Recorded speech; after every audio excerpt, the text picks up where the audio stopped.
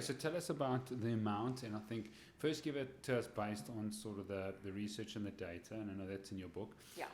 And then in terms of portion sizes, what someone would sort of need to get the adequate protein. Yeah.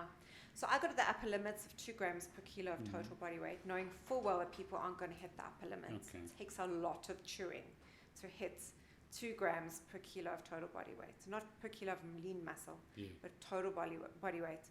So if you're looking at somebody of 100 kilos, that is, 200 grams of protein a day? That works out, if you had to get 200 grams of protein... Let me change it to 70 kgs, because I think probably... Well, let's take a 50 kg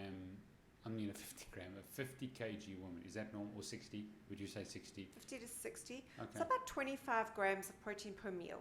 Okay. 25 to 30 grams of protein in a meal. And to get that from eggs, you would need 6 eggs in a meal. Okay. To get 25 grams of protein. There's about 5 to 6 grams of protein in an egg. Okay. So no one's going to eat 6 eggs in a meal. Firstly, you Okay. get sick of it in a week. Okay. Sickness can't be very good for you. Yeah. So eggs are a superfood. They're really healthy. Yeah. But 6 eggs are not. Okay. It can't possibly be good for you. So you're looking at about 150 to 200 grams of steak. To get you about 30 grams, you're looking at... 150 grams of steak, like of rum... will give you about 25 to 30 grams of protein. Really? That It's little? a lot. So 150 grams. So the average 300 gram steak or 200 even, 300 grams steak at a restaurant is going to give you? Probably around 40 to 45 grams of protein. That's 40 fine to for most 45 men. grams protein in one sitting. Okay. And most of us are not hitting that 25 to 30 per meal. So if you make up for it a little bit more later on, and you're having a little bit less earlier on in the day. But how do you get it if you're only getting 25 grams per meal? That's 75 grams of protein. That's 25 grams of protein Per meal? meal. I would say then it's 75 in a day. Yeah, that's not enough. Yeah, but that's my point. That's the problem.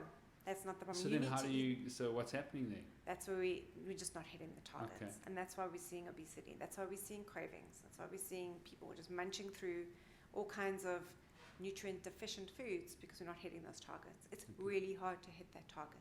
Because if I'm 70 kg, well, I'm actually 75, so I need 150 grams. So I need double per that. meal, yeah.